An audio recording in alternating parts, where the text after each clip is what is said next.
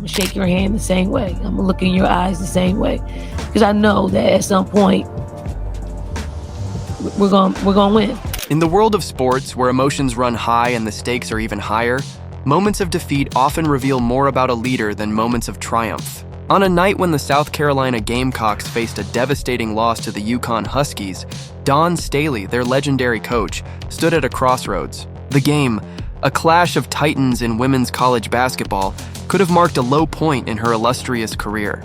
Yet, in the aftermath, Staley did something extraordinary. She turned heartbreak into a testament of grace, resilience, and unwavering leadership. On our YouTube channel, we dive deep into stories that inspire, and today we're unpacking this unforgettable moment. It's a story about shaking hands with the same firmness, looking opponents in the eye with the same resolve, and knowing that no matter the outcome, the fight isn't over.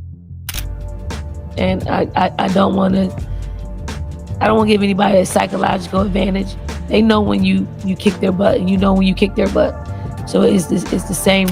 It's about understanding that victory isn't just about the scoreboard. It's about the legacy you build, the lessons you impart, and the character you display when the world is watching. Let's set the scene. The South Carolina Gamecocks, under Staley's guidance, had been a force of nature all season. Undefeated, unstoppable, they were the team everyone expected to hoist the championship trophy. But UConn, a program synonymous with excellence, had other plans. In a game that was as much a mental battle as a physical one, the Huskies outmaneuvered the Gamecocks, ending their perfect season in a heart-wrenching defeat. The final buzzer sounded, and the arena fell silent for South Carolina fans. For Staley, it was a moment that could have broken even the strongest of leaders. But Dawn Staley doesn't break. Instead, she builds. The press conference that changed everything. Picture this. A crowded press room, cameras flashing, reporters leaning in, ready to dissect every word. To say about a lot of her players being emotional after this game. Let it be known. You need to let the emotion set in to where they can remember. The narrative had already been written in their minds. Staley, the fiery competitor, would surely point fingers, lament missed calls, or dwell on the what-ifs. After all, her team had been perfect until that night.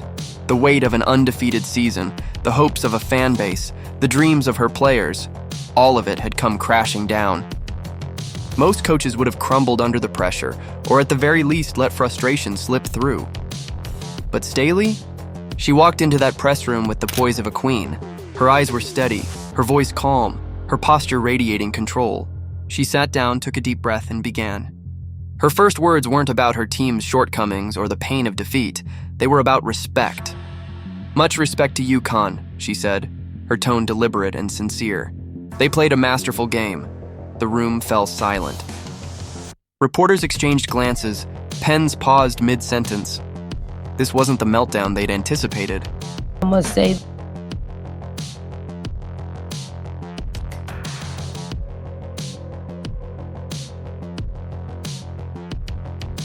this wasn't a coach deflecting blame or making excuses. This was Dawn Staley, in one of her lowest professional moments, choosing to elevate her opponent instead of diminishing them. It was a masterclass in sportsmanship, a lesson in dignity, and a reminder that true leaders don't need to tear others down to stand tall. Imagine the discipline it took to sit there, with the sting of defeat still fresh, and praise the team that had just shattered your dreams. Imagine the strength required to look into the cameras, knowing millions were watching, and choose grace over grievance. Staley's words weren't just a soundbite, they were a reflection of her character, a glimpse into the foundation of strength and respect that has defined her program's success. They beat us fair and square, she continued, a wry smile tugging at her lips. They didn't make us like it, but they earned it. That line, delivered with a mix of humor and honesty, captured the essence of Staley's approach. She wasn't here to sugarcoat the loss or pretend it didn't hurt. She acknowledged the pain, but she also acknowledged the truth. UConn had been better that night. And in doing so, she set a standard for her players, her fans, and the entire sports world. Winning is fleeting, but respect is eternal, a deeper. Look at the game to fully appreciate Staley's response. Let's rewind to the game itself. South Carolina had entered the matchup as the favorite, riding a wave of momentum that seemed unstoppable. Their defense was suffocating, their offense relentless. But UConn, led by the legendary Gino Auriemma, was no ordinary opponent. The Huskies had a pedigree of their own, with a history of dismantling even the most formidable teams.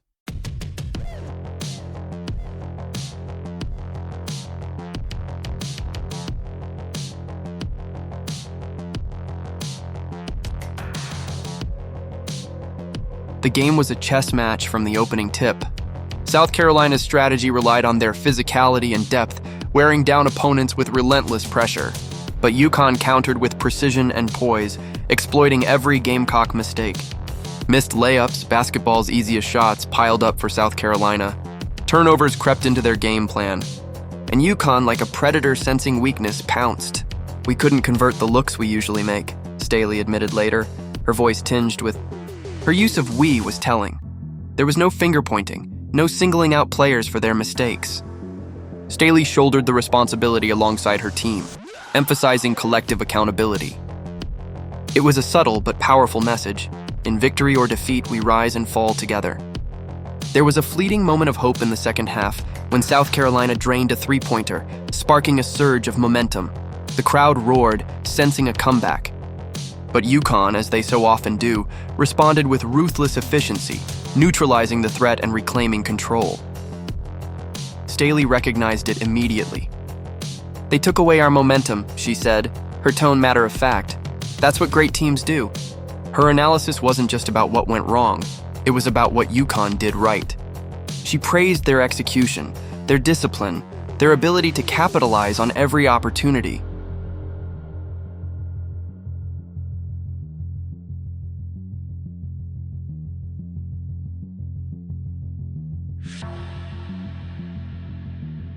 By doing so, she placed South Carolina in the same conversation as the gold standard of women's basketball.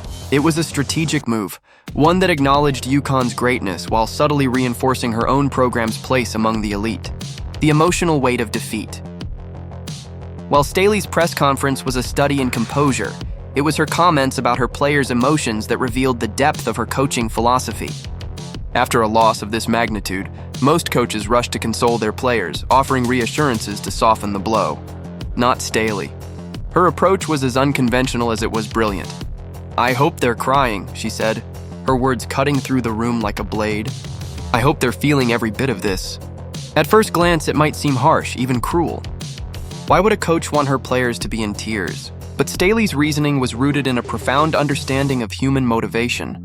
She knew that true growth doesn't come from brushing off defeat.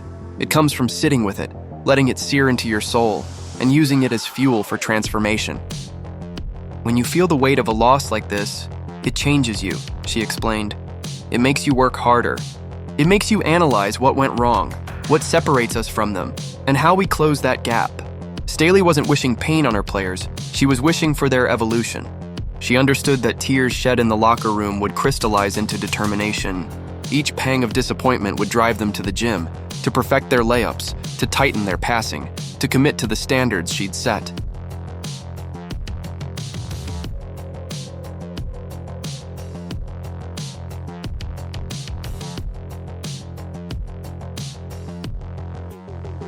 This wasn't about wallowing in defeat, it was about forging champions in the fire of adversity. Her approach was a stark contrast to the modern tendency to shield young athletes from discomfort. In an era where participation trophies and instant gratification often dominate, Staley's philosophy is a throwback to a tougher, more resilient mindset. She believes that pain is a teacher, and she wasn't about to rob her players of its lessons. "Those emotions are what fuel you in the off-season," she said. "They're what make you get up at 6 a.m. for workouts when no one's watching. They're what turn good players into great ones." And she had proof.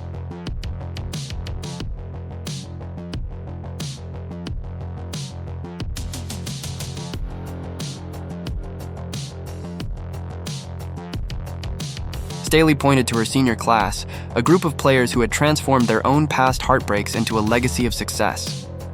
They'd endured crushing losses like the 2021 Final Four defeat and emerged stronger, building a program that had become a powerhouse under Staley's guidance. These seniors were living evidence that her approach worked, that adversity, when harnessed, could pave the way to greatness. Honoring the seniors as Staley spoke about her seniors, her tone softened, revealing a side of her that's often overshadowed by her competitive fire. These were the players who had been with her through thick and thin, who had bought into her vision and helped elevate South Carolina to new heights. They were more than athletes. They were family. I could be myself with them, she said, a rare moment of vulnerability creeping into her voice. We had real conversations, the kind most people couldn't handle. That authenticity, she explained, was the cornerstone of their growth. Staley didn't just coach her players. She mentored them, challenged them, and shaped them into exceptional human beings. As they prepared to move on to the WNBA, she didn't focus on their scoring averages or highlight reels. Instead, she highlighted their character. They're great people, she said emphatically. They're coachable, adaptable, and they're phenomenal teammates.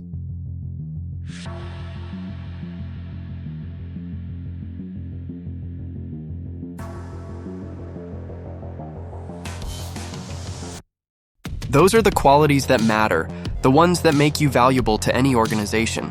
In a world obsessed with stats and highlights, Staley's perspective was refreshing. She understood that basketball is temporary, but character is forever. The qualities she instilled in her players, resilience, humility, work ethic, would serve them far beyond the court. They were the traits that would make them leaders, whether in the WNBA or in life. By praising her seniors in the wake of defeat, Staley was doing